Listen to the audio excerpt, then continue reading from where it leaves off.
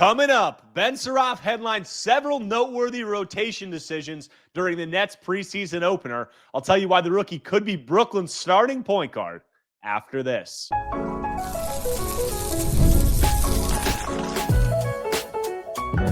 You are Locked On Nets, your daily Brooklyn Nets podcast. Part of the Locked On Podcast Network, your team every day. Welcome in to the Locked On Nets podcast right here on the Locked On Podcast Network. It's your team, the Brooklyn Nets, every single day. I'm Erik Slater, Brooklyn Nets beat reporter for ClutchPoints.com. Thank you for making me your first listen of the day. The show is 100% free on all those great platforms. Today's episode is brought to you by FanDuel. Right now, new customers can bet just $5, and if your bet wins, you'll get $300 in bonus bets to use across the app. Download the FanDuel app today. And on today's show, I'm going to be reacting to Brooklyn's preseason opener, a 123-88 win over Hapoel Jerusalem. But beyond the score, I'm going to take a detailed look at Jordi Fernandez's rotation decisions and what they could indicate about several roster battles. And no roster battle is more significant right now than the one between the Brooklyn Nets rookie point guards. And Ben Saraf gets the starting nod in this game over Nolan Traore. And we know Yegor Dioman is sidelined, has been dealing with that plantar fascia tear, and has not been able to play at training camp yet or do any contact work yet. So Ben Saraf gets the starting nod. And this is pretty significant, I think, given Yegor Dioman's injury situation, because Yegor, we're now, this is October 5th now. We're now like 2.5 weeks away from the preseason or from the regular season opener, and Yegor has not done contact work. And we heard from Sean Marks at Media Day that they don't have any concerns about Yegor missing the regular season opener or missing regular season games. And I said when I did my pod reacting to that any Nets injury update now, I take with a grain of salt. And I don't read too much into, what Sean Marks are actually saying or anybody from the Nets. And Yegor Dioman, 2.5 weeks out from the regular season opener, having not done contact work, I'm not all too confident that he is going to be ready for the regular season opener. I would say it's trending in a direction where that may not be the case. And if that is not the case, Ben Saraf could be the Nets starting point guard come opening night over Nolan Traore. And, just looking at what Saraf did in this game, I'm not going to focus too much on any of the guys I talk about, what they did on the court, whether they struggled or played well, because, the competition that the Nets were playing in this game, I would say it was not very high level. I would say it was a far cry, obviously, from NBA competition. But looking at Saraf, he played 18 minutes. He had 9 points on 4 of 6 shooting, knocked down his only 3-point attempt. And most importantly, he had 6 assists and 1 turnover. Looked really good handling the ball and being a decision maker. He got in foul trouble early, had 4 fouls in his first 8 minutes, but he finished the game a team best plus 25. And I thought he looked good from all accounts. And him getting the starting point guard nod here over Nolan Traore should not be all that surprising after what we heard, leading up to this. There was a banging of the drum and a Ben Saraf hype train dating back from the Nets open runs in the offseason, going into the media day, into training camp. A lot of players have said that they are impressed with him. And I did a podcast, talking about that last week. And, it's not all that surprising, because I think when you look at Ben Saraf and Nolan Traore, Ben looks like the more NBA-ready player. And we heard Sean Marks say this at Media Day. He said that of the Nets rookies, Ben is probably one of the ones who's more ready, NBA ready to play right now. And I thought that you could see that on the court. You look at what Nolan Traore did in this game. He didn't play poorly by any stretch of the imagination, played 18 minutes, had 7 points, 2 assists, 1 turnover, 2 of 6 from the field, 1 of 3 from 3. But I think when you look at Ben and Nolan on the court and you look at the way they're operating, I think that Ben looks like the more NBA-ready player from numerous standpoints. First, just the physicality in the body. We saw this with Ben when he played for Razio Far last season, and also at Summer League. He is a physical player, a physical driver, a guy who's 6'6", legit 6'6", and 200 pounds. And, you look at Nolan Traore, it's a little bit of a slighter frame, obviously. 6'4", still has really good height, really good length for a point guard, but weighs 175 and is going to have to add a lot of muscle to his frame. And in that regard, Ben Saraf handling the ball, being able to get downhill, being able to bump defenders off their spots defensively. I think also being able to guard point guards and then guard up also. I think he can do that better than Troy right now just because of his size and his mass. So that is pretty obvious on the court. And then from a decision-making standpoint, I think that Ben just looks a little bit more polished right now as a ball handler, as a passer, as a decision-maker. We saw Ben make some really good passes in this game and be able to get downhill, playing with a little more tempo. And I think the reason for that is you look at the way that these guys play, the way Ben plays and the way Nolan plays. Nolan, obviously, Jordi Fernandez says all these guys have a superpower. Nolan Troy's superpower is his speed, his first step, his ability to be a blur in transition, and then in the half court, turn the corner on screens, blow bys, and get downhill. When you play with that type of speed, you don't necessarily have to have as much craft out of the gate early on in your career. And a guy like Ben Saraf, who has a really crafty handle, can create advantages, but does it differently, doesn't do it with that explosive first step necessarily, or like that blazing speed, has to play with a little bit more craft, a little bit more of an in-between game. And I think that shows up in the decision-making and, the passing. I think that Ben looks just a little more comfortable with the added size, the added, pace that he plays with, going slow to fast, fast to slow. I think, you see that. You see Ben get into the lane. You see the decels. You see him have that extra time to be able to read the defense and be a little bit more comfortable with that, being a little bit of a bigger guy. And for Nolan, I think he's going at one speed and necessarily doesn't give yourself as much time to, make decisions and be a passer and all those things. Still a good passer. And I think still a very encouraging player. I think just in the early going, I think Ben has numerous areas where he looks a little bit more comfortable and a little bit more NBA ready right now. And early on, I just right now, I'm not sure if Yegor Domet is going to be ready for that regular season opener. So Ben Saraf could be the starting point guard for this team come opening night. And I think that, he has a lot of aspects to his game that I think are going to be fun to watch for fans and I think are going to be encouraging, and I think the 3-point shooting, I asked Ben after the game, the areas that he needs to improve. And he said 3-point shooting, outside shooting was number one. He said defense. He said some other things offensively, but, the 3-point shooting, I think will hinder him a little bit out of the game in terms of, NBA level defenders just going under screens, daring him to shoot, doing some of those things. But honestly, Ben getting up a lot of threes off the dribble, Ben, challenging those defenders with his 3-point shot, whether or not they go in is going to be a positive early on for his development. So we'll see. We got 2.5 weeks. We got a couple more Nets preseason games in China before they close it out in Toronto. And I think that there will be a lot more Ben Saraf tape and a lot more, to monitor before that regular season opener. But we have some other rotation battles, namely one at the bottom of the roster involving guys like Tyrese Martin, Jalen Wilson, Drew Timme, even Dariq Whitehead. So I'll touch on what Jordi Fernandez's rotation could say about that battle, how that's all trending when I continue Locked On Nets after a quick break.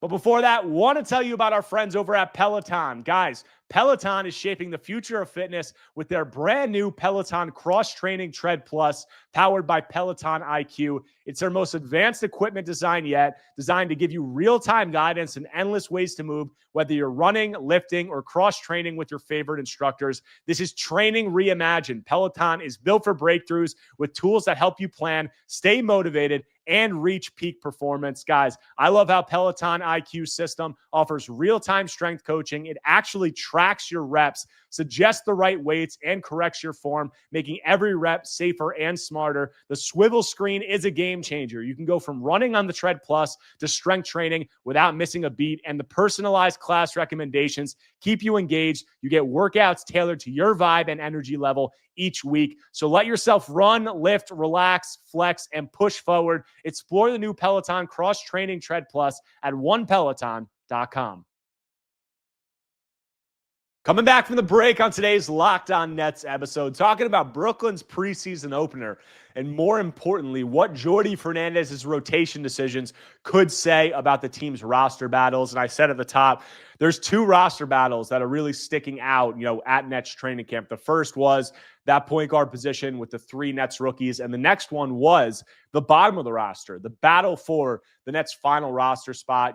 There were a few guys that were going to be involved. Tyrese Martin, the non-guaranteed guys, Tyrese Martin, Jalen Wilson, Drew Timme, and I think also Dariq Whitehead is in that conversation as a player who, just 2023 first round pick, but up to this point hasn't been able to show that much due to injuries and a bunch of other things slowing that down, slowing his development down. And you look at Tyrese Martin in this one, we've heard the buzz about him. We heard from Michael Porter Jr. the other day that Tyrese has been the most impressive player at Nets training camp to him. We heard several other players bring up his name unprompted as a standout. I asked Jordi Fernandez about him at Nets practice on Friday, and Jordi was just highly complimentary of the work that Tyrese has done. And you look at his rotations in this game, and Tyrese Martin, of these guys battling for the Nets' final roster spot, was, had the most expansive role by far. Tyrese got out with the Nets' second unit, ahead of guys like Jalen Wilson and Dariq Whitehead, and even Drew Timme, but Drew Timme is, just at a different position. So these three wings, Tyrese Martin, Jalen Wilson, Dariq Whitehead, I would say that he has the upper hand right now. And, that's pretty noteworthy, especially when the two guys behind him are, guys who the Nets drafted in 2023. I mean, Tyrese, we know he was the number 51 pick in the 2022 draft, I think that was, by the Atlanta Hawks out of UConn. And then, had stints with Atlanta's G League affiliate, also the Timberwolves G League affiliate. And then he signed with the Nets on the Exhibit 10 last offseason. He impressed at training camp. He earned the two-way contract, had a role with the Nets being in a tanking season, continued to impress, and then got that 2-year standard deal. And he's on the non-guaranteed salary right now. And he's a little bit older than these guys. Like we've known that these were the guys who are going to be involved in this rotation battle, or this battle for this final roster spot. And the Nets cut Keon Johnson. And then, I've thought that the idea of the Nets keeping Tyrese Martin over a guy like Dariq Whitehead or even Jalen Wilson, guys who are just so much younger than him. Tyrese is going to be 27 during this NBA season, whereas Jalen's going to be 25 and Dariq's only going to be 22. So I thought that youth for a Nets team that is, rebuilding and should be looking for upside would give them a leg up over a guy like Tyrese Martin. And maybe it did initially, but Tyrese's play during the offseason and during this training camp might be enough to give him the nod over guys like that. And even then, it's not like he's old. It's not like he's like really old. He's going to be 27 during the season, at the end of the season. So he still has a ways to go. But in terms of the developmental track, it gives you, less ability or less confidence that he's going to have a lot more upside than some of these other guys just because he's older. But he's supposed to be playing really well. And, these other Nets non-guaranteed guys like Jalen Wilson, non-guaranteed Jalen Wilson, guaranteed, and Dariq Whitehead, they might be the odd men out right now because you look at this Nets roster, they have 15 guaranteed contracts. And, none of these other guys besides the ones that I'm naming, I feel like are real candidates to be cut and open up other rotation spots. You could say guys like Kobe Buffkin, maybe Haywood Highsmith, but nothing I've heard has indicated that those guys' spots are in any sort of danger. So, it could be these players, and Tyrese Martin seems to have the leg up. He didn't look like unbelievable last night. I think he was like 1 for 4, 1 for 5 from the field, but everything we've heard has been him playing well and impressing. And you look at, waiving a guy like Dariq Whitehead, I've had questions about whether or not Sean Marks would be willing to do that, because this is a player we selected in the first round in 2023, just like 2 years ago. And he's a player who presumably had some upside. I mean, was a number 2 player in the entire country in the class of 2022, but we just haven't really seen much from Dariq. And, he's battled those injuries. He had the multiple lower leg surgeries, but through the preseason, we just haven't heard really anything about Dariq's play. It's exciting. Not that I'm saying it hasn't. I'm just saying that we haven't heard anything about it. And that's usually not a great sign. And you look at in this game, Dariq was one of the last guys to, get into the game for the Nets. He came in with like 5 or 6 minutes left, I think it was. And these other guys like, Tyrese was clearly ahead of him. Even Jalen Wilson was ahead of him. And it just seems like Dariq is at the back end. So will Sean Marks actually waive a guy like this? That's to be determined. But there is a benefit to waiving Dariq Whitehead from a financial standpoint. I've spoken about how the Nets are below the salary floor right now. They're going to need to spend more, maneuver more to get up to reach that by day one of the regular season. I said they're around $4.2 million below the salary floor right now if you account for just their 15 guaranteed contracts, and waiving Whitehead's $3.3 million salary and keeping one of the non-guaranteed guys, whether it's Tyrese Martin or Jalen Wilson, that would help the Nets, just about bring them up to the salary floor, because I said they're about $4.2 million below.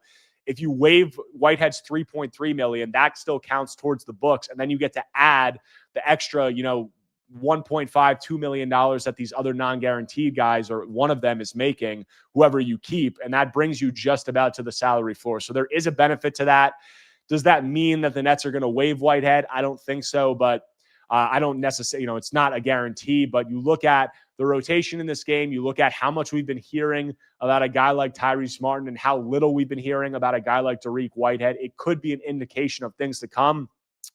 And we'll see. We'll see how it plays out. Whitehead, he could still stick with the Nets. Like, they have an open two-way spot, but as a former first-round pick, a guy getting waived, I think you staying with that organization is pretty unlikely. So we'll see how it shakes out. But Tyrese Martin at the moment seems to have the leg up. And, I talked to Tyrese on Friday, and he said, talking about the improvement that he's made this offseason, that he felt like this was the first offseason since he's been drafted where he's really been able to focus on, crafting and bolstering his skill set. And the reason for that being, he has the contract with the Nets, and he was guaranteed a spot at Nets training camp. So he could just spend the whole offseason working on his game, being consistent, being with this Nets player development staff, as opposed to prior summers where he was kind of going to work out for teams. He was on the move consistently. He was just trying to find a spot and lock down his next home. He said that stability that he has right now has really served him well. And I think we've seen a lot of impressive stuff from Tyrese Martin. Like, it's not all that surprising that of this group, if you're just looking at what he's done on the floor, that he is the guy the Nets are the highest on, because I think from multiple perspectives, first, of Jalen Wilson, of Dariq Whitehead, of Tyrese Martin.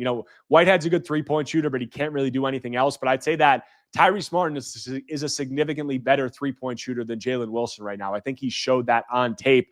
And then you look at the ball handling, the decision-making, looking like an NBA player in those areas. I think that Tyrese flashed that at a decently high level at the end of the regular season last year, in terms of being a guy who could make some decisions off the bounce, could be a pick and roll, secondary, tertiary ball handler. I think he did all that stuff. So I think his skill set is by far the best out of these guys. I think that the thing that has been working against him was his age, but maybe his play is just bringing it to a point where that's not really too much of a concern. And he's just so much ahead of these other guys that he is going to be able to stick around. But we'll see. We got 3 more preseason games. We have a lot more to break down on that. But we got one more noteworthy rotation battle involving Danny Wolf and also Drew Timme, both of the Nets big men, younger big men who they've brought in. So what did the Nets preseason opener say about them? How could that be trending? I'll touch on all that when I close out Locked On Nets after a quick break.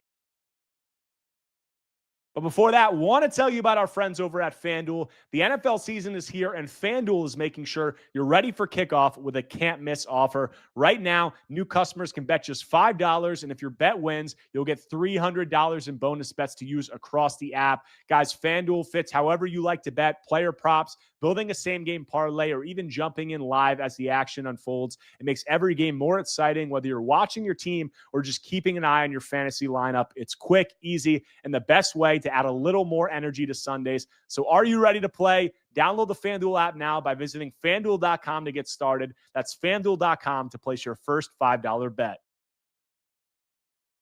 Coming back from the break, closing out today's Locked On Nets episode, talking about Brooklyn's preseason opener and how Jordi Fernandez's rotation decisions could indicate things about what is happening in training camp and what players will be in what roles to start the year. And the last guy that I want to talk about, 2 guys, are Danny Wolf and Drew Timme. And Danny Wolf, obviously, the Nets rookie first-round pick and has a solidified spot on this roster, whereas Drew Timme is one of those non-guaranteed guys alongside Jalen Wilson, alongside Tyrese Martin, and then obviously Dariq Whitehead guaranteed, but still battling for the final roster spot. And I think Drew Timme, it might be tough for him to secure one of these final roster spots, because you look at what the Nets have ahead of him at the center position or in the front court. They have, obviously, Nick Claxton. They have Day'Ron Sharpe, and now they also have Danny Wolf. And Danny Wolf was in this game ahead of Drew Timme, and, Wolf has no danger of losing his roster spot. But I think this just speaks to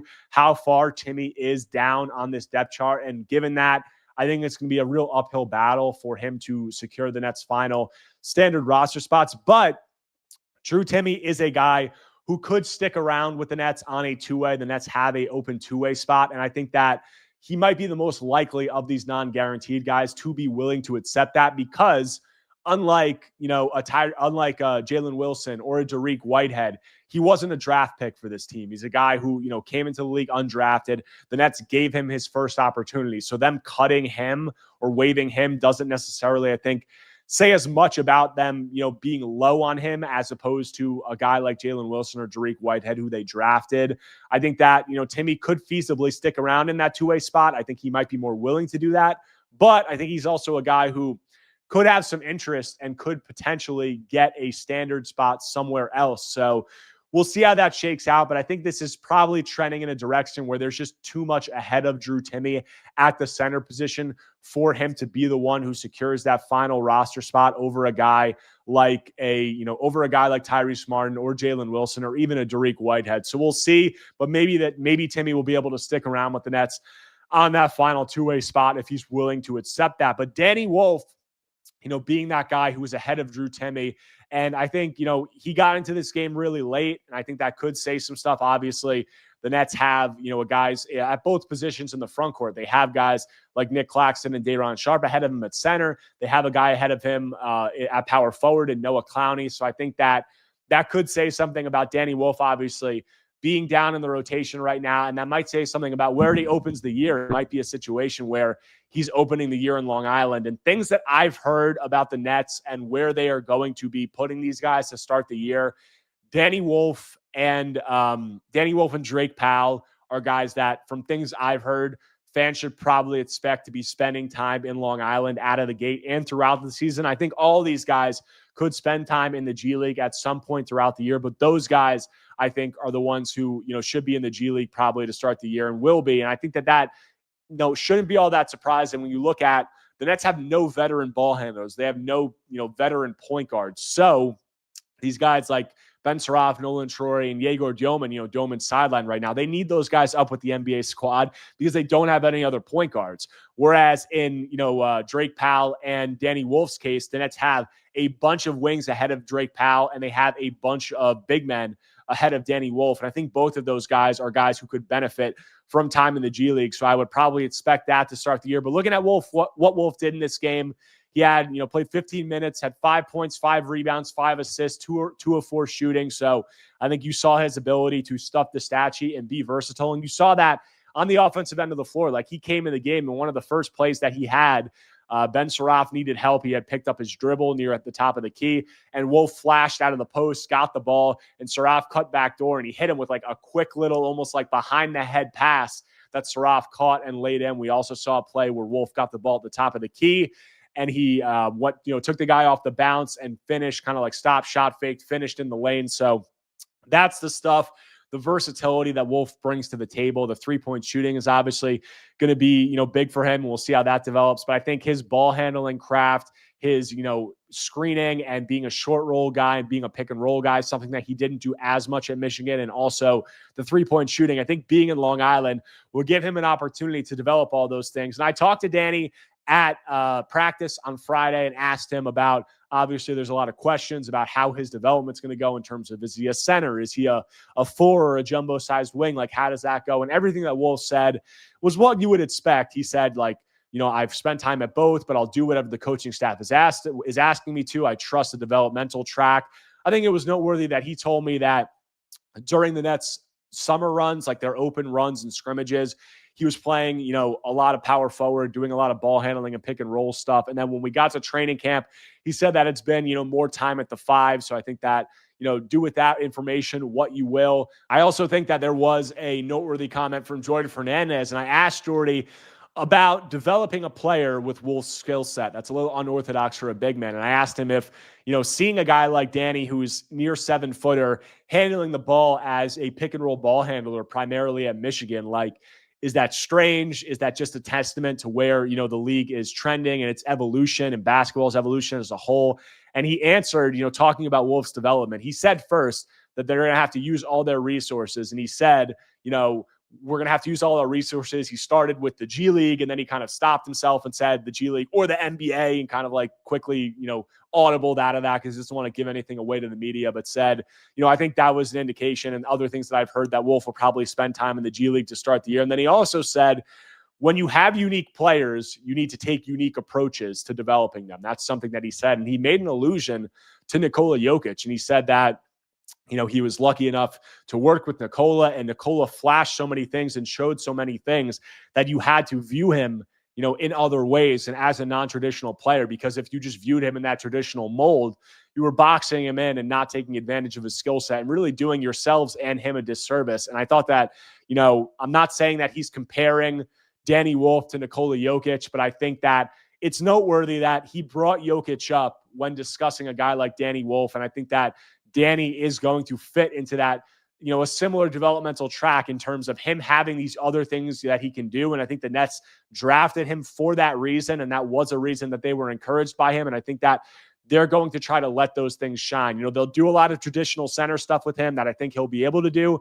But I think they're also going to be looking at ways to maximize that skill set. And a lot of that might be playing outside of centers or doing things that centers don't traditionally do, whether it be inverted pick and roll or other ball handling or, sticking him on the wing. We'll see how that plays out. But I would expect Wolf to be in the G League probably to start the year and throughout the year. And I think that it'll be exciting to see what he does there, for a Long Island program that has developed other big men, several other, like, Jared Allen spent a little bit of time there. Obviously, Nick Claxton, most recently Noah Clowney, Day'Ron Sharp, all these guys have spent time on Long Island and had encouraging stretches. So I think Wolf will be the next in that line of development, in that line of these Nets big men that Sean Marks has been able to find late in the draft and ultimately have shown success and promise at the NBA level. But that's it.